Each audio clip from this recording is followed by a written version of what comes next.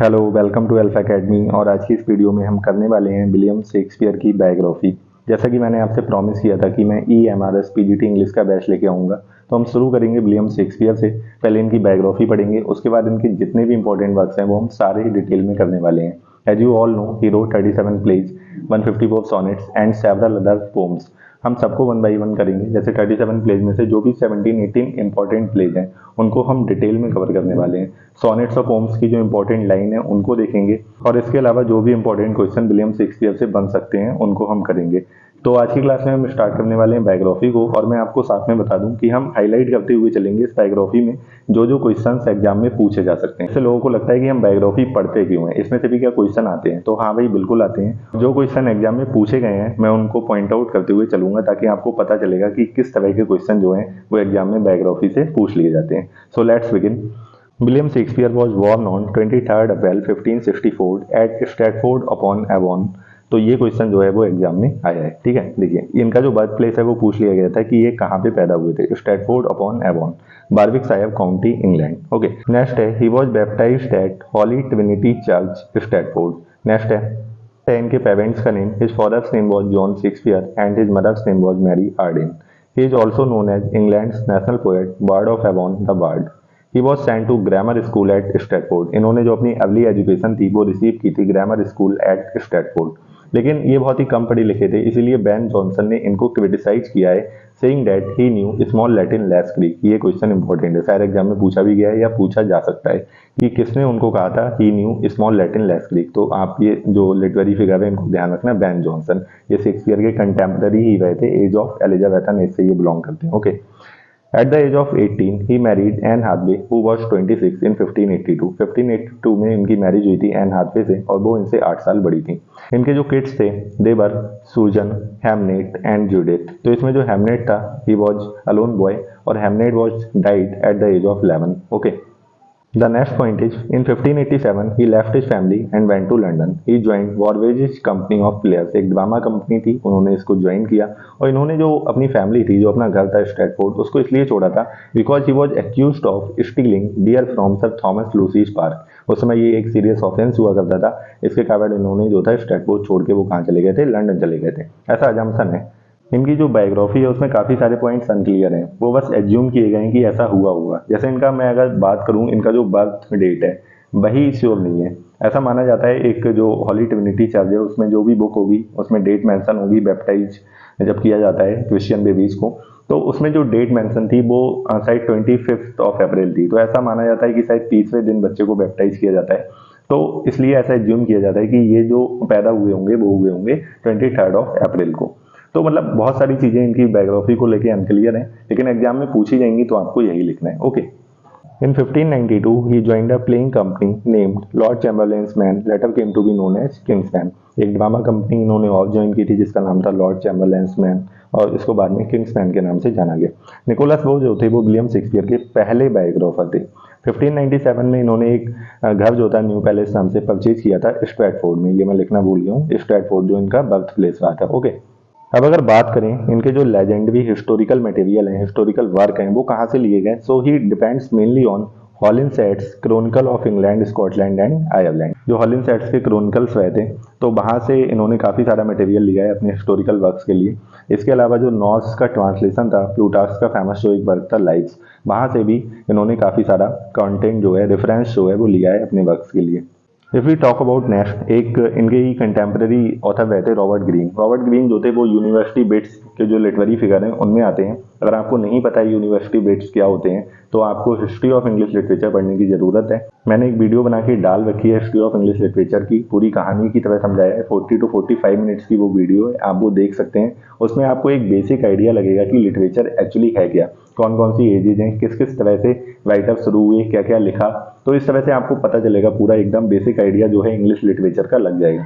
तो वो वीडियो आप जरूर देखिए, क्योंकि जब भी आप लिटरेचर पढ़ रहे हैं तो आपके अंदर लिटरेचर की जो एक बेसिक अंडरस्टैंडिंग है वो होना बहुत जरूरी है, और वो तभी डेवलप होगी जब आप हिस्ट्री ऑफ इंग्लिश लिटरेचर को एक बार ठीक से पढ़ लेंगे। तो मैं आपको सजेस्ट करूंगा कि वो वीडियो जो है हिस्ट्री ऑफ इंग्लिश लिटरेचर वाली, आप जाइए वीडियोज में मेरे चैनल पे, वहाँ पे आपको मिल जाएगी। इन स्टोरी फॉर्म वो पड़ी हुई है, आप अगर सुनेंगे आपको अच्छा लगेगा और आपकी नॉलेज भी बढ़ेगी।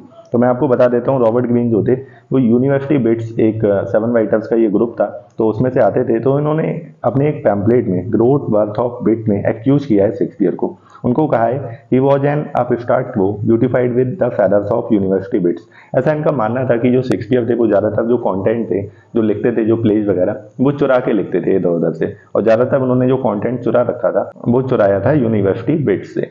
उन्होंने इनको ये भी कहा है tiger's heart wrapped in a player's hide, और he accused him of plagiarism. Plagiarism होती है साहित्य चोरी। जब आप किसी का लिटरेरी कंटेंट चुराते हैं तो एक टाइम होता है प्लेगियरिज्म, उसको इस नाम से जाना जाता है।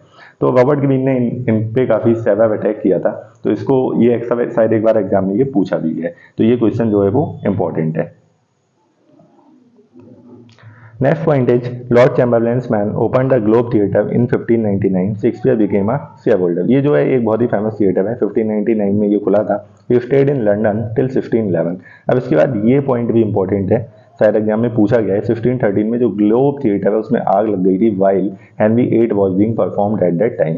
तो आपको ध्यान रखना है पहले तो डेट, कौन सा प्ले परफॉर्म किया जा रहा था वो भी ध्यान रखना है। Okay, the next point is in 1614 globe theatre was rebuilt. अब ये पॉइंट आपको ध्यान रखना है, डब्ल्यू.एच. ऑर्डन। डब्ल्यू.एच. ऑर्डन क्या थे? He didn't like the sonnets of Shakespeare. तो अगर ऐसा कुछ एग्जाम में आता है कि किसने शेक्सपियर की सॉनेट्स जो हैं उनको क्रिटिसाइज किया है, तो आप डब्ल्यू.एच. ऑर्डन का नाम वहां पे टिक कर देंगे। He did not admire the sonnets of Shakespeare, he called them quite ordinary. Okay, next point है Shakespeare played role of Adam in As You Like It and ghost in Hamlet. Shakespeare के जितने भी pledge रहे थे तो उन्होंने खुद character बहुत ज़्यादा नहीं प्ले किया है, इवन दो माइनर करेक्टर उन्होंने प्ले किया है अपने दो प्लेज में।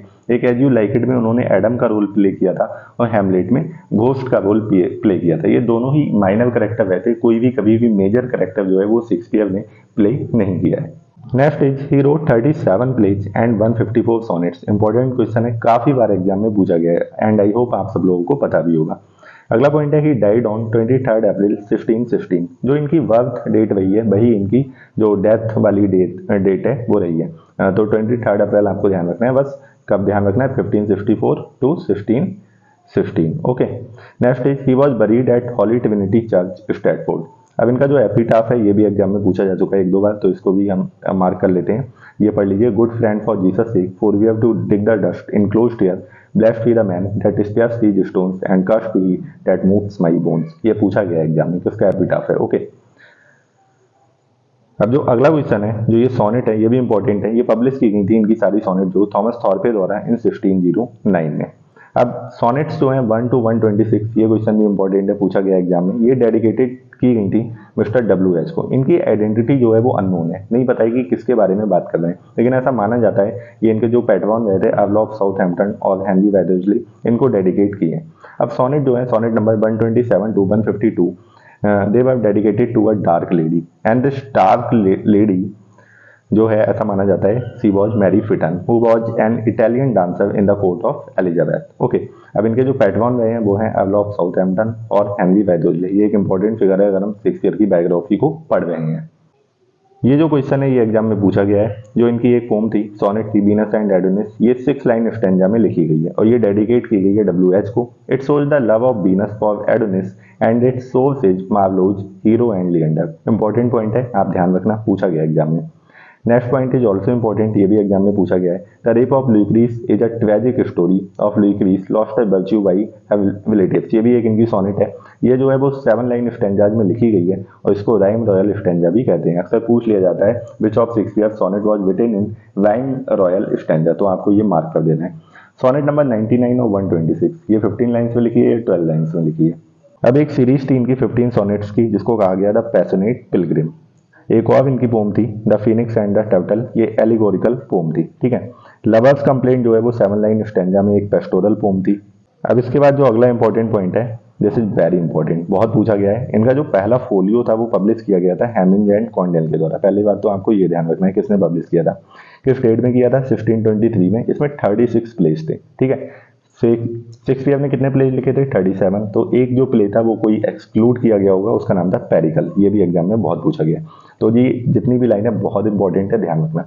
इसके अलावा जो सेकंड फोलियो आया था वो आया था 1632 में, थर्ड फोलियो आया था 1663 में, फोर्थ फोलियो आया था 1685 में। Next is the title of first folio was Mr William Shakespeare's comedies, histories and tragedies. इसके अलावा जो इनके 19 प्लेस थे they were published in quarto form in 1623। अब देखो क्वार्टो फोलियो है क्या? ये साइज ऑफ बुक है। क्वार्टो जो होता है 8/10 ये इंच है, और फोलियो जो होता है 9/13 ये साइज ऑफ बुक है। ओके, तो ये थी विलियम शेक्सपियर की बायोग्राफी। इसके बाद जो हम अगली वीडियो बनाने वाले हैं वो विलियम शेक्सपियर के जितने भी वर्क्स हैं उनको हम क्रोनोलॉजिकल ऑर्डर में अरेंज करेंगे, चाहे वो उनकी सोनेट्स रही हों या प्लेज रही हों, जो भी इंपॉर्टेंट वर्क्स उन्होंने लिखे हैं जो एग्जाम में पूछे जाते हैं। क्योंकि अक्सर एग्जाम में जो क्वेश्चन है वो विलियम शेक्सपियर के वर्क्स का क्रोनोलॉजिकल ऑर्डर जो है वो आ जाता है कि कौन सा वर्क कब लिखा गया था, उनको क्रोनोलॉजिकल ऑर्डर में आपको अरेंज करना होता है। तो वो बहुत ही छोटी सी वीडियो होगी लेकिन बहुत ही इंपॉर्टेंट होगी, आपके 1 से 2 क्वेश्चन वो सही करा सकती है। तो उस वीडियो को आप जरूर देखना। So thanks for watching this video. If you like this video, please like it, share it in your friends and please subscribe the channel. Thank you.